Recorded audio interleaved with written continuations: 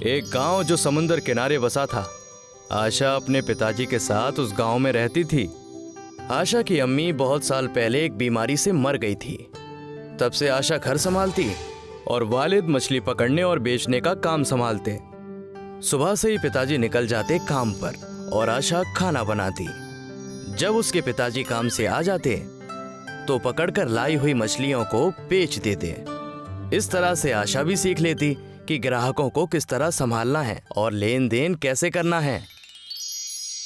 आज का दिन भी वैसा ही था। पिताजी खाना खाने के लिए आए, पर आज जैसे ही उन्होंने खाना खाया वैसे ही पिताजी की तबीयत खराब हो गई। आशा को समझ नहीं आया। उसने एक दिन अपने पिताजी का ख्याल रखा, पर उनकी तबीयत ठीक नहीं हुई। आशा ने डॉक्टर को बुलाया। डॉक्टर, पता नहीं पिताजी को क्या हो गया है, उनकी तबीयत ठीक ही नहीं हो रही। फिक्र मत करो आशा, मैं अभी देख लेता हूँ। डॉक्टर ने अच्छे से चेकअप किया। और बेटा, मैंने अच्छे से चेक कर लिया है, ज्यादा घबराने की बात नहीं है। बस इन्हें एक इंजेक्शन लगाना है और आराम करना है, ये ठीक हो जाएंगे। बहुत बहुत शुक्रिया डॉक्टर, अब आप इन्हें इंजेक्शन लगा दीजिए। बस एक परेशानी है। क्या? वो इंजेक्शन 2000 का आता है। क्या तुम्हारे पास अभी इतने पैसे होंगे? आशा दुखी हो जाती है, लेकिन वो डॉक्टर से एक दिन का वक्त मांगती है ताकि वो पैसों का इंतजाम कर सके। ठीक है, मैं दवाई लिख देता हूँ, लेकिन कल इनका इंजेक्शन लगाना बहुत जरूरी है। इतने पैसे मैं कैसे लाऊंगी? मुझे तो मछली पकड़ना भी नहीं आता। आशा बाजार जाकर जितनी मछलियाँ होती हैं बेच के आती है, लेकिन अभी भी पैसे पूरे नहीं होते। नाव चलाना ना आते हुए भी आशा नाव लेकर मछली पकड़ने समुद्र में चली जाती है। इतना आसान उसने सोचा था उतना था नहीं, लेकिन आशा नाव को पकड़े आगे बढ़ती रहती है।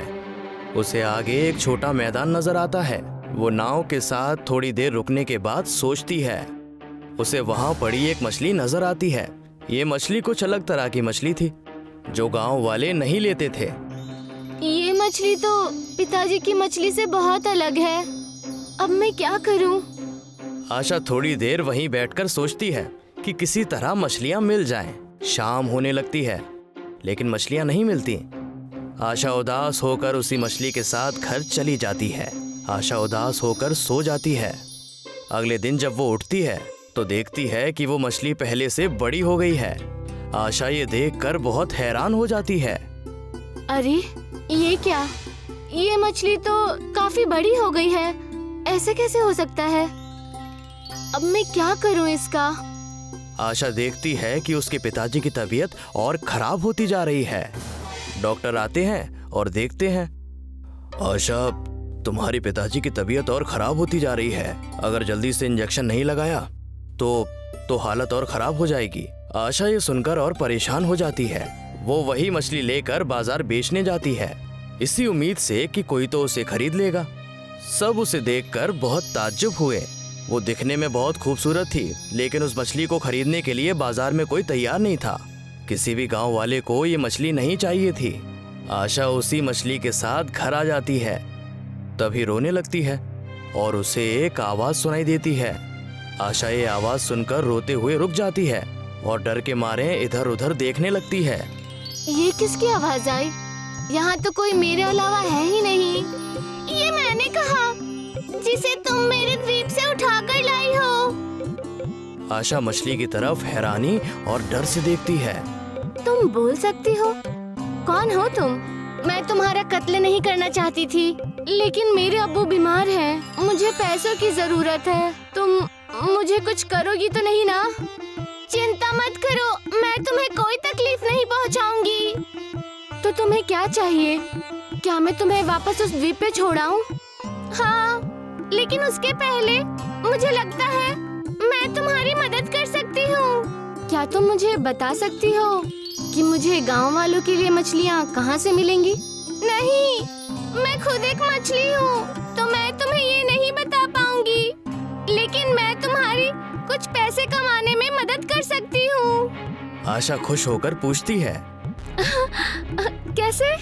मैं बेहद खूबसूरत हूँ और मुझे कुछ करतब दिखाने भी आते हैं, तो तुम पैसों के बदले गांव वालों को करतब दिखा सकती हो मेरे जरिए। आशा खुश होकर कहती है। बहुत शुक्रिया। क्या हम ये अभी कर सकते हैं? हाँ, बस उसके पहले मेरी 2 शर्तें माननी होंगी। वो क्या?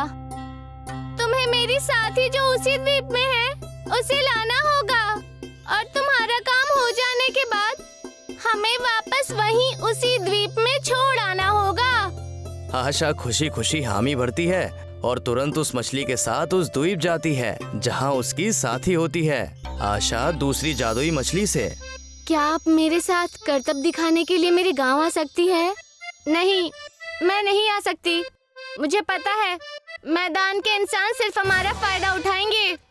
तुम सबको हमारी इस जगह और हमारे द्वीप के बारे में बता दोगी और फिर सब यहाँ आकर इसे भी गंदा कर देंगे।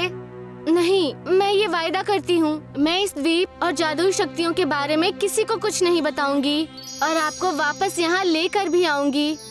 मेहरबानी करके आप मेरे साथ चलिए। मेरे अब्बूजान की तबीयत बहुत खराब है। अगर मुझे जल्द से जल्द पैसे नहीं मिले तो वो मर जाएंगे। पहली मछली ने भी कहा, हाँ, ये सच कह रही है। हम इसके साथ महफूज हैं। ये सब सुनकर दूसरी मछली मान जाती है। वो उन दोनों मछलियों को लेकर गांव में जाती है और करतब दिखाना शुरू करती है। सब गांव वाले ये देखकर बहुत खुश होते हैं। जल्दी ही दूसरे गांव के लोग आकर भी ये देखते हैं। इन सब से आशा की बहुत कमाई हो जाती है। सब खुश हो जाते हैं और सबसे ज्यादा आशा खुश होती है। आशा तुरंत डॉक्टर को बोलती है और वो आशा के पिताजी को इंजेक्शन लगा देते हैं। 2 दिन आराम करने दें, आपके पापा ठीक हो जाएंगे। आशा ये सुनकर बहुत खुश हो जाती है। अब सब कुछ ठीक होने के बाद आशा उन दोनों जादुई मछलियों को उनके द्वीप में छोड़कर आ जाती है।